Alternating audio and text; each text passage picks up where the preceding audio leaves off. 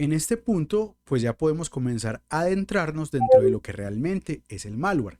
Como lo pueden apreciar en pantalla, pues es un código que básicamente realiza acciones maliciosas y que puede tomar la forma de un ejecutable, un script, código o cualquier otro software. Digamos que los atacantes usan malware para robar información confidencial, espiar el sistema infectado o tomar, digamos que, el control del sistema. Por lo general, digamos que el malware ingresa a su sistema o al sistema víctima sin el consentimiento pues del propietario del sistema o del operador del sistema.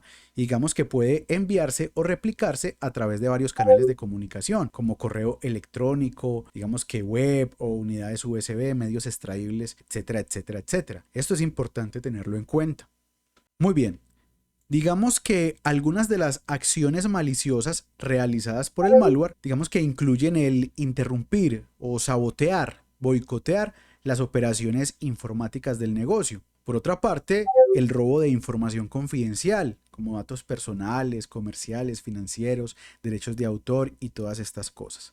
Todo lo que incluye el tema de propiedad intelectual y todo esto. Por otra parte, pues el acceso no autorizado a los sistemas de la víctima, independientemente pues de la motivación, porque una motivación puede ser la exfiltración de información sensible o crítica, pero otra motivación puede ser el mero hecho de sabotear o boicotear, pues digamos que las operaciones del negocio, independientemente de la naturaleza del mismo. También debemos mencionar el espionaje, digamos que el envío de spam, participar en ataques de denegación de servicio distribuido, bloquear los archivos o secuestrar los archivos dentro de la máquina víctima, con el fin pues obviamente de conseguir un rescate por medio de una extorsión. Este punto también es importante tenerlo en cuenta porque en derecho penal hay algo que se llama el concurso de delitos, que les recomiendo que investiguen en su tiempo libre. Eso también es importante tenerlo en cuenta desde la perspectiva forense. Muy bien. Otro aspecto importante a tener en cuenta es que el término malware abarca diferentes tipos de programas maliciosos, como podrían ser troyanos, virus, gusanos, rootkits, etcétera. Digamos que al realizar un análisis de malware a menudo nos vamos a encontrar con varios tipos de programas maliciosos, aunque debo mencionar que hoy en día pues el malware generalmente es modular, es decir, está compuesto por diferentes, digamos, funcionalidades que podrían confundir, digamos, que el tema de la clasificación del malware frente a su naturaleza o propósito. Entonces esto también es importante tenerlo en cuenta, ya que algunos de estos programas maliciosos pues se clasifican según su funcionalidad y vectores de ataque o propagación, como vamos a mencionar más adelante.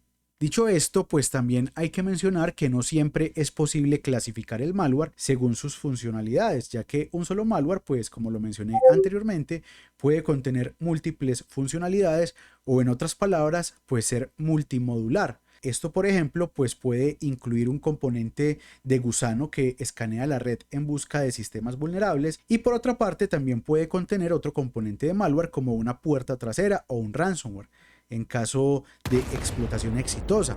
Por otra parte, la clasificación del malware también puede llevarse a cabo en función del propósito o motivo del atacante. Por ejemplo, malware comercial, cuando se enfoca en el robo de información comercial, financiera, etcétera. Digamos que si el malware se usa para atacar a una organización o industria en concreto, pues podríamos hablar, por ejemplo, de malware dirigido o de espionaje, ya que se trata de un ataque dirigido, es decir, malware desarrollado para una operación en concreto y no para una campaña, digamos, masiva. Muy bien, digamos que ya adentrándonos un poco más dentro de lo que es la naturaleza del malware, pues mucha gente suele preguntarse qué lenguaje, digamos, de programación es el que suele utilizarse más a menudo para desarrollar programas maliciosos. Aquí la respuesta es que el malware puede escribirse y se escribe en casi cualquier lenguaje de programación. C, JavaScript, Python, Java, Visual Basic, C Sharp, etcétera. Digamos que el atacante, el adversario, pues también está, digamos que siempre en constante evolución, lo que les va a permitir a ellos, pues digamos que sobrevivir y prevalecer sobre los esquemas de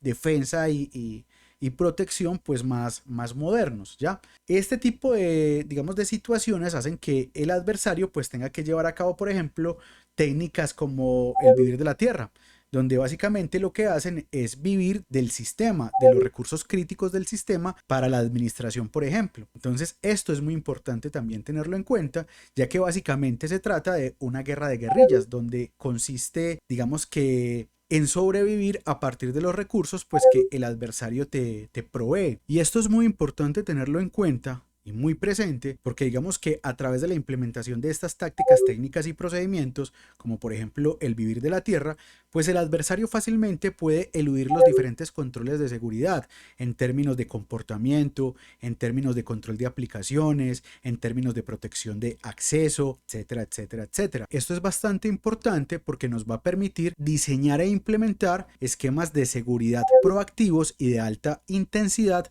al momento de proteger los puntos finales, o en otras palabras, diseñar e implementar estrategias de defensa en profundidad para puntos finales.